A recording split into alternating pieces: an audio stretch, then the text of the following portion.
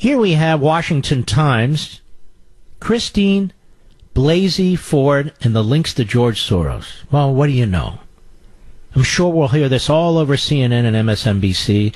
Sure, it'll be in the Washington Post and the New York Times. As reporters on Facebook, I'm sure they're going to be looking for information related to this. What a bunch of frauds. Look at what's going on with Judge Brett Kavanaugh's confirmation proceedings for the Supreme Court, writes Cheryl Chumley.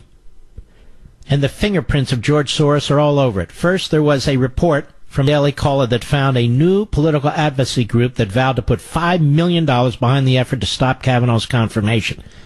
And it has significant ties to the liberal financier Soros. Now, what are those ties? The group is called Demand Justice, established in 2018, gets its money from the 1630 Fund.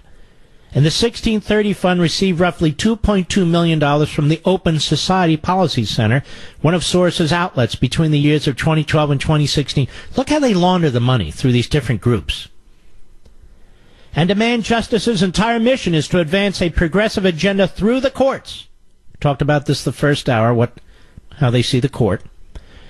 Our goal is to sensitize rank-and-file progressives to think of the courts as a venue for their activism and a way to advance the progressive agenda, says DJ's executive director, Brian Fallon. He said that to the New York Times. But that's not all. Deborah Katz, the attorney representing Kavanaugh's accuser, Christine Blasey Ford, is vice chairman of the Project on Government Oversight, an organization that has been directly funded by Soros's Open Society Foundation. Katz is also a hefty Democratic donor, giving thousands of dollars over the years to Barack Obama, Hillary Clinton, other leftist candidates, at Front Page Mag has reported. Combine that with reports of Kavanaugh's denial of even being at the party described by Ford, and what's shaping up as a curious, to say the least, twist to the nomination hearings.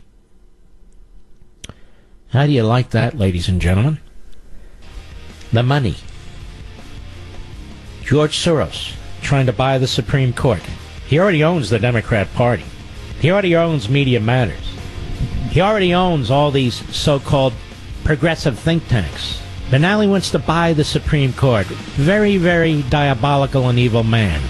I'll be right back.